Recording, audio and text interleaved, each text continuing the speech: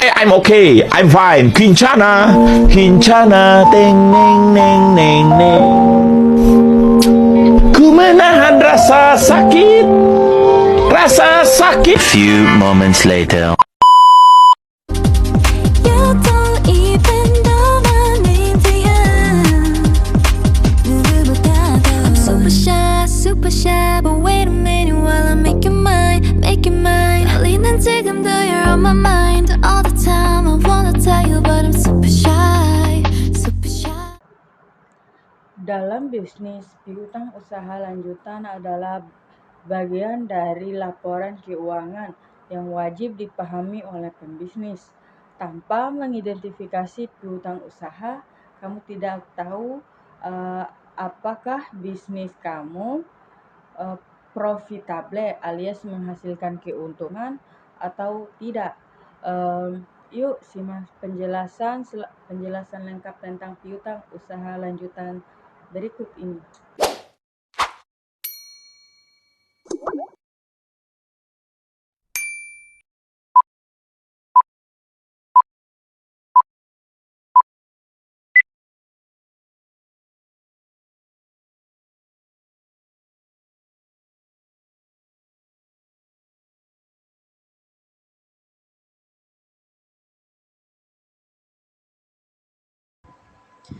Piutang usaha lanjutan.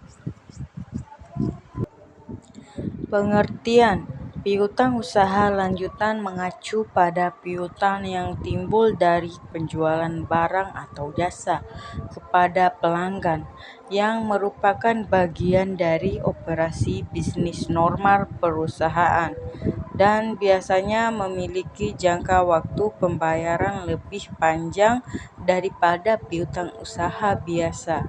Berikut beberapa poin penting mengenai piutang usaha lanjutan. Poin pertama, karakteristik utama. Ada beberapa isinya. Yang pertama, jangkauan waktu. Jangkauan waktu pembayaran lebih panjang, biasanya lebih dari 1 tahun. Yang kedua, jumlah yang signifikan. Biasanya terkait dengan jumlah yang signifikan dari transaksi bisnis. Selanjutnya, risiko kredit. Ada risiko yang lebih tinggi terkait dengan pembayaran, sehingga penilaian kredit yang lebih mendalam sering dilakukan. Poin kedua yaitu akuntansi piutang usaha lanjutan, yang beberapa isi. Yang pertama, pengakuan dicatat sebagai aset lancar atau aset tidak lancar, tergantung jangka waktu pelunasan. Kedua, penilaian. Nilainya biasa disesuaikan dengan cadangan kerugian piutang, tidak tertagih untuk mencerminkan potensi kerugian. Poin ketiga yaitu manajemen dan pengendalian. Evaluasi kredit. Evaluasi kredit yang lebih ketat untuk memastikan kemampuan pembayaran pelanggan. Selanjutnya, monitoring. Pemantauan berkala terhadap status piutang untuk mengidentifikasi potensi masalah pembayaran. Poin yang keempat yaitu pengaruh terhadap laporan keuangan. Ada beberapa isi. Yang pertama, arus kas. Piutang yang lebih lama biasa mempengaruhi arus kas. Perusahaan karena kas yang diharapkan baru akan diterima dalam waktu yang lebih lama. Yang kedua, laporan posisi keuangan. Mempengaruhi total aset perusahaan dan bisa berdampak pada analisis rasio keuangan. Poin kelima, contoh situasi. Ada beberapa isi. Yang pertama, penjualan besar, penjualan alat berat atau mesin yang mahal yang biasanya dibayar dalam jangka waktu yang lebih lama. Yang kedua, kontrak jangka panjang, kontrak penyediaan jasa yang memerlukan pembayaran bertahap selama periode kontrak yang panjang. Adapun definisi dari piutang usaha atau accounts receivable merujuk pada jumlah uang yang harus diterima oleh suatu perusahaan dari pelanggan atau pihak lain sebagai hasil dari penjualan barang atau penyediaan jasa. Ini muncul ketika perusahaan memberikan barang atau layanan kepada pelanggan tetapi belum menerima pembayaran penuh pada saat transaksi terjadi. Selanjutnya, jenis-jenis piutang usaha. Yang pertama, piutang usaha dagang. Piutang usaha dagang adalah tagihan dari perusahaan kepada pelanggan atas barang atau jasa yang sudah mereka beli. Tagihan ini harus dibayar sesuai dengan waktu yang telah ditentukan. Yang kedua, piutang wesel. Piutang wesel adalah aset piutang bisnis atau perusahaan yang isinya adalah kesepakatan atau janji bayar kepada suatu pihak pada tanggal tertentu sesuai dengan yang tertera dalam dokumen wesel. Wesel ini dikirim perusahaan lain yang belum memiliki uang kas saat transaksi terjadi.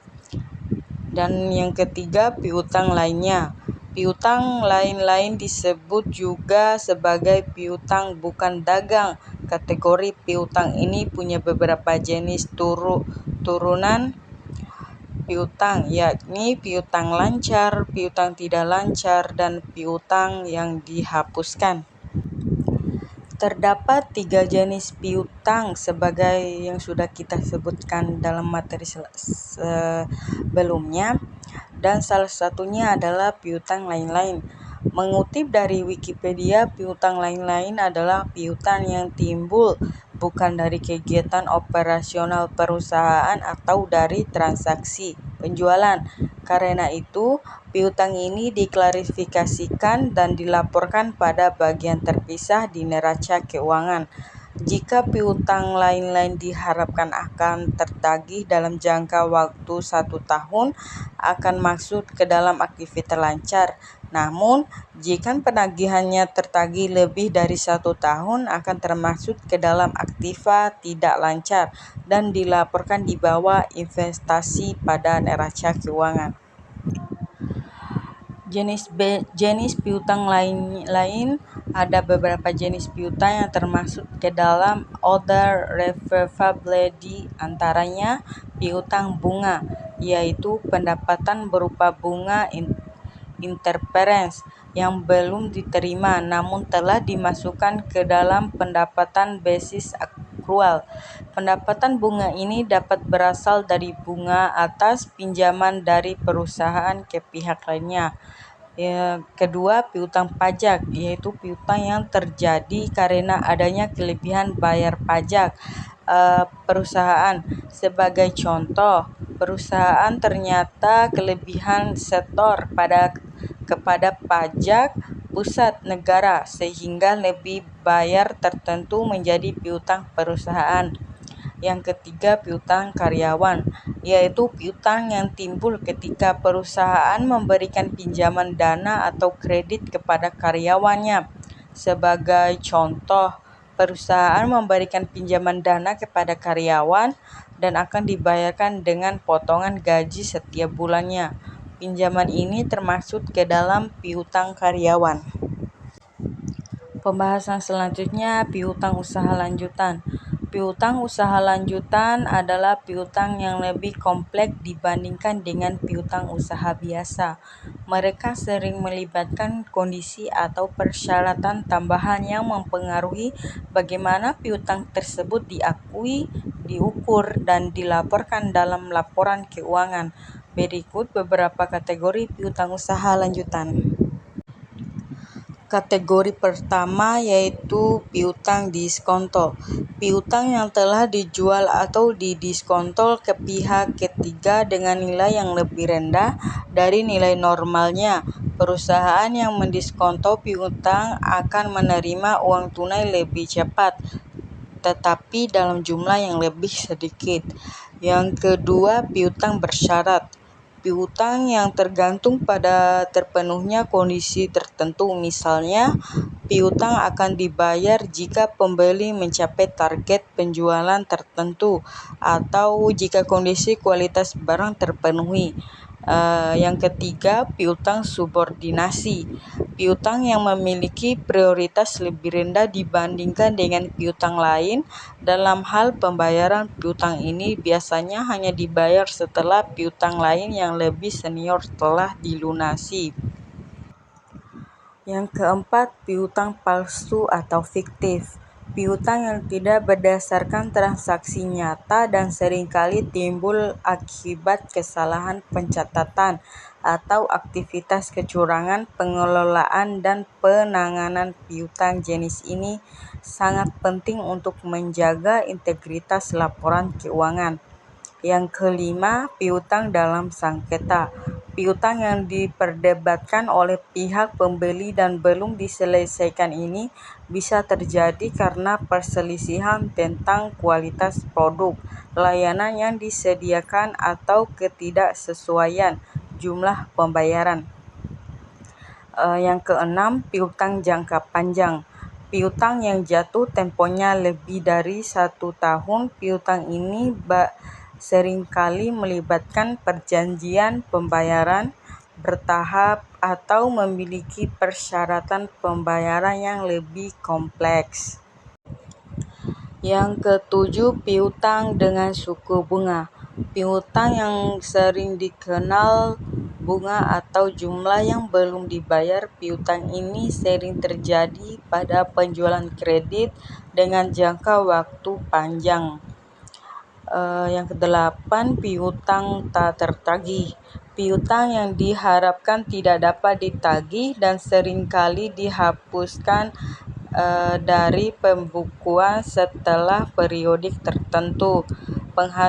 Penghapusan piutang tak tertagih ini biasanya dilakukan berdasarkan kebijakan akuntansi yang ketat dan memerlukan analisis yang kesembilan, piutang sekuritisasi. Piutang yang telah dikonversi menjadi sekuritas dan dijual kepada investor. Ini biasanya dilakukan melalui proses sekurisasi, di mana piutang dikumpulkan dan dijadikan aset dasar untuk instrumen keuangan yang dijual di pasar. Itulah kategori piutang usaha lanjutan. Setiap kategori piutang usaha lanjutan ini memerlukan penanganan khusus dalam pembukuan dan pelaporan keuangan serta memiliki implikasi yang berbeda terhadap likuiditas dan risiko perusahaan. Selanjutnya, contoh piutang usaha lanjutan. Yang pertama, penjualan kredit kepada pelanggan A. Tanggal penjualan 1 Juni 2024. Selanjutnya jumlah penjualan sebesar 50 juta rupiah. Jangka waktu pembayaran sebesar 30 hari dan tanggal jatuh tempo pada tanggal 1 Juli 2024. Yang kedua, penjualan kredit kepada pelanggan B. Tanggal penjualan 15 Juni 2024. Jumlah penjualan sebesar 30 juta rupiah. Jangka waktu pembayaran 45 hari dan tanggal jatuh tempo tanggal 30 Juli 2024. Yang ketiga, penjualan kredit kepada pelanggan C. Tanggal penjualan 20 Juni 2024, jumlah penjualan sebesar 20 juta rupiah dan jangka waktu pembayaran 60 hari, tanggal jatuh tempo pada 19 Agustus 2024. Jika perusahaan melaporkan laporan keuangan pada 30 Juni 2024, maka piutang usaha yang akan dilaporkan dalam neraca adalah sebagai berikut. Piutang dari pelanggan A sebesar 50 juta. atau belum jatuh tempo. Piutang dari pelanggan B sebesar 30 juta rupiah dan belum juga jatuh tempo. Piutang dari pelanggan C sebesar 20 juta belum juga jatuh tempo. Total piutang usaha yang dicatat pada neraca per 30 Juni 2024 adalah 100 juta rupiah. Selanjutnya, pengelolaan piutang usaha. Yang pertama, penagihan aktif. Menghubungi pelanggan untuk memastikan mereka membayar tepat waktu. Yang kedua, analisis umur piutang. Menggunakan aging sedule untuk mengidentifikasi piutang yang sudah lama jatuh tempo. Yang ketiga, cadangan kerugian piutang. Membuat penyisihan untuk piutang yang mungkin tidak tertagih, penilaian dan pelaporan. Piutang usaha dinilai berdasarkan nilai nominal faktur yang diterbitkan dan dilaporkan dalam bentuk neraca pada sisi aset lancar. Penyisihan untuk piutang ragu-ragu dicatat sebagai pengurang piutang usaha untuk mencerminkan estimasi piutang yang mungkin tidak tertagih. Atau contoh lainnya dalam buku besar Toko Bina Lestari pada tanggal 31 Desember 2017. Terdapat rekening sebagai berikut. Piutang dagang sebesar Rp16.500.000, cadangan kerugian piutang sebesar Rp200.000, penjualan sebesar Rp47.500.000, retur penjualan sebesar Rp1.500.000 dan potongan penjualan sebesar Rp400.000. Buatlah jurnal penyesuaian untuk mencatat transaksi piutang tak tertagih. Jika A berdasarkan kerugian piutang tak tertagih ditentukan 1. 2% dari jumlah penjualan. 2. 2% dari jumlah penjualan bersih. B. Cadangan kerugian piutang ditetapkan. Pertama, ditambah 5% dari saldo piutang. Kedua, dinaikkan sampai 5% dari saldo piutang. Jawabannya yang pertama A. Kerugian piutang tak tertagih. Pertama, 2% kali penjualan. Penjualan sebesar Rp47 juta dikali 2% sama dengan Rp950.000. Kerugian piutang tak tertagih sebesar Rp950.000 dan cadangan kerugian piutang sebesar Rp950.000. Yang kedua, 2% dikali (penjualan dikurang retur penjualan). 2% dikali penjualan sebesar Rp47 juta dan dikurangi retur penjualan sebesar Rp1.500.000 dan hasilnya sama dengan Rp920.000. Kerugian piutang tak tertagih sebesar Rp920.000 dan cadangan kerugian piutang sebesar Rp920.000. Yang ke B, cadangan kerugian piutang. Yang pertama, 5% dikali piutang dagang. 5% kali piutang dagang sebesar Rp16.500.000 dikali 5% sama dengan Rp825.000. Kerugian piutang tak tertagih sebesar Rp825.000 dan cadangan kerugian piutang sebesar Rp825.000. Yang kedua, 5% dikali piutang dagang tutup kurung dikurang cadangan kerugian piutang dagang. 5% dikali Rp16.500.000 nya yaitu piutang dagang dikurang cadangan kerugian piutang dagang sebesar Rp200.000 sama dengan Rp625.000. Kerugian piutang tak tertagih sebesar Rp625.000 dan cadangan kerugian piutang sebesar Rp625.000.